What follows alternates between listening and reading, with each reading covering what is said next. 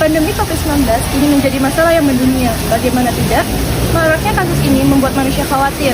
Masalahnya tidak hanya tentang flu biasa, tetapi sudah menyangkut kematian yang selalu meningkat setiap harinya.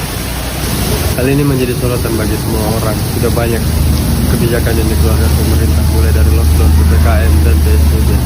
Salah satu masalah utama yang terjadi saat pandemi yaitu melemahnya ekonomi dan banyaknya PHK terjadi di mana-mana. Dalam video ini, kami akan membahas solusi dari studi case yang telah diberikan. 1 tahun belakangan ini, perusahaan mengalami lonjakan kasus COVID-19.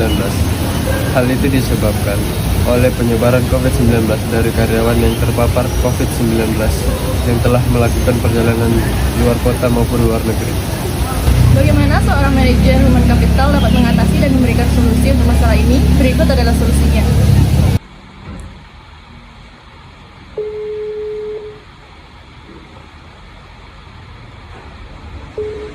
Halo Abel, Halo, Al, lagi ngapain? lagi ngelanjutin pekerjaan nih, kenapa? Ngomong-ngomong, kamu udah denger nggak sih kabar yang sekarang? Oh, COVID-19 itu ya? Iya, bener. Iya, aku dengar-dengar loh di perusahaan sebelah itu karyawannya banyak yang kena. Aku juga takut kalau semisal kantornya kita juga banyak yang kena. Nah iya kan, ini virus COVID-nya udah kesebar kemana-mana deh. Kita harus lebih hati-hati nggak sih? Iya, gimana kalau semisal kita tuh kerja di rumah aja nggak sih? Ya bener Al, kayaknya lebih aman kerja di rumah aja deh. Soalnya walaupun kita kerja di rumah harus hati-hati juga jaga kesehatan, banyak minum air putih sama konsumsi vitamin dan buah-buahan. Iya, bener Bel. Ya udah Bel, hati-hati juga ya kamu. Ya kamu juga ya Al. Iya, bye-bye. Assalamualaikum. Waalaikumsalam.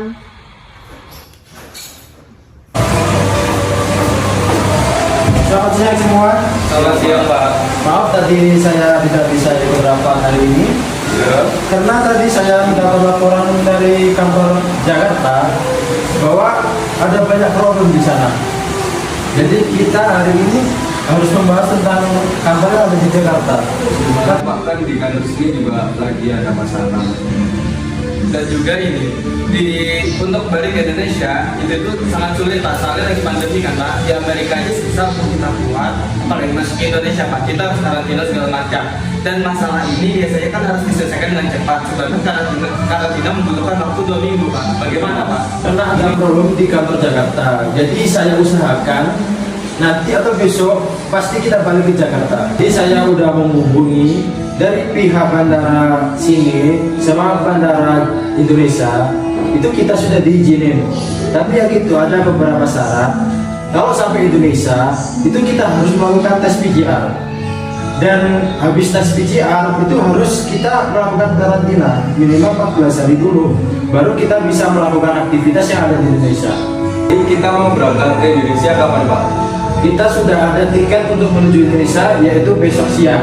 Jadi kalian harus siap-siap semua segala barang yang mau dibawa ke Indonesia. Siap Pak. Ya udah Pak, kita ngikut Bapak aja, soalnya Bapak atasan kami. Bagaimanapun, kalau menurut Bapak itu yang terbaik, kami ikuti Pak.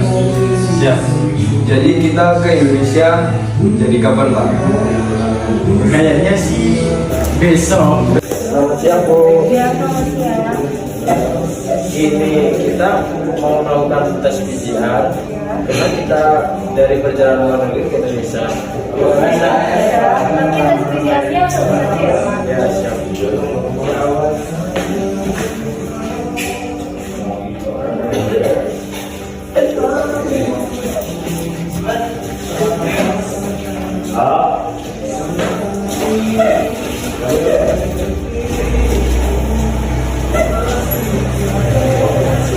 Untuk hasilnya bisa dilihat beberapa jam lagi, silakan ditunggu. Tapi bapak saya harus karantina karena ini perjalanan dari luar negeri.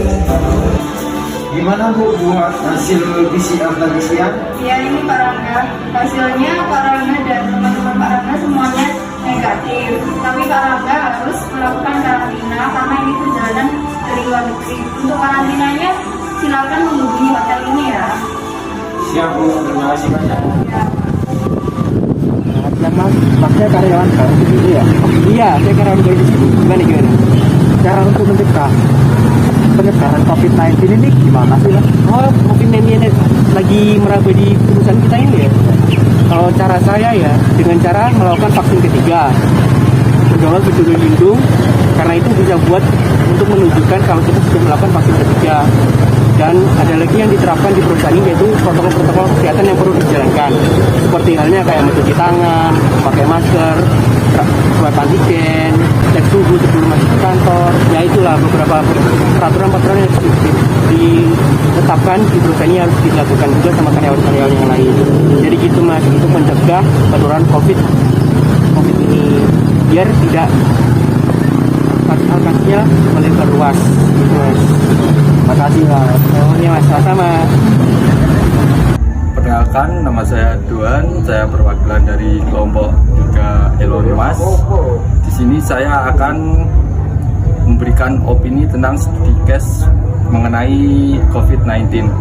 Di dalam studi case ini sudah terpapar sebanyak 2 orang yang terkena COVID-19. Untuk itu saya memberikan opini ada 2 poin. Yang pertama itu sebisa mungkin untuk menjaga protokol kesehatan dan kantor harus memfasilitasi tentang penyebaran COVID-19 ini agar tidak meluas, yaitu contohnya seperti menyediakan hand sanitizer, tempat cuci tangan, dan mewajibkan semua karyawan kantor itu untuk menggunakan masker. Ya, itu 2 poin penting saya tentang masalah COVID-19 ini. Kurang lebihnya saya mohon maaf. Wassalamualaikum warahmatullahi wabarakatuh. Teman-teman, di sini saya akan menjelaskan evaluasi untuk mencegah COVID-19, yaitu dengan melaksanakan social distancing dan memberi pekerja kebijakan dan prosedur untuk melaporkan setiap ada kasus yang dicurigai COVID-19. Sekian informasi dari saya. Terima kasih. Dari pendapat teman-teman saya mendapatkan kesimpulan, dan kesimpulannya adalah solusinya adalah penerapan prokes dengan disiplin dan disertai persediaan fasilitas kantor. Dan untuk karyawan yang habis menempuh perjalanan luar kota atau luar negeri, wajib melakukan karantina secara mandiri. Dengan adanya pandemi, kami akan melakukan rutin rapid test untuk mengetahui karyawan yang positif COVID dan melakukan sterilisasi ruangan kantor agar ruangan tetap terjaga kebersihannya. Dan kantor menyediakan nutrisi tambahan dan juga vaksin untuk semua karyawan. Jika ada yang positif COVID-19, maka karyawan harus melakukan work from home agar tetap produktif. Untuk selanjutnya, dari kesimpulan barusan saya bisa mengambil beberapa poin. Ya, ini ada 10 poin yang bisa saya ambil. Poin yang pertama, prokes harus dijalankan dengan disiplin. Adapun poin yang kedua, fasilitas kantor dapat menerapkan prokes di kantor. Dan poin yang selanjutnya, work from home atau WFH bagi karyawan yang terpapar COVID-19. Poin yang nomor 4, rapid test bagi karyawan yang melakukan perjalanan dinas. Selanjutnya, penyediaan nutrisi tambahan seperti buah-buahan dan vitamin di kantor. Dan poin yang nomor 6, karantina mandiri untuk karyawan yang positif COVID-19. Selanjutnya, sterilisasi kantor setiap kali telah digunakan. Vaksin COVID-19 lengkap yang diperlukan sebagai syarat bekerja di kantor. Adapun poin yang nomor 9, monitoring dari manajer dan staf kesehatan yang berada di dalam kantor tersebut. Dan poin yang terakhir yang bisa saya ambil adalah evaluasi dari semua agenda tersebut. Dan itu pun hal baik yang bisa kita ambil. Sekarang pandemi COVID sudah menurun, dan alhasil kita bisa mulai aktivitas seperti biasanya. Jadi tetap jaga kesehatan dan semangat bekerja. Oke. Assalamualaikum warahmatullahi wabarakatuh. Nama saya Ratna Najwa Zalianti, NIM saya 2022 1016 0311 Saya dari Petlon Elon Musk. Elon Musk, jaya jaya jaya. Wassalamualaikum warahmatullahi wabarakatuh.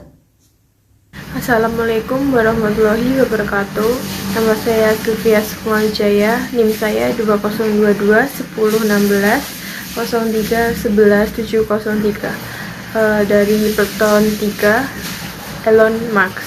Elon Musk Jaya Jaya Jaya. Assalamualaikum warahmatullahi wabarakatuh. Assalamualaikum warahmatullahi wabarakatuh. Perkenalkan, nama saya Putri Hurmatasari, NIM 2022 10 16 03 11 655. Saya dari Peleton 3 Elon Musk.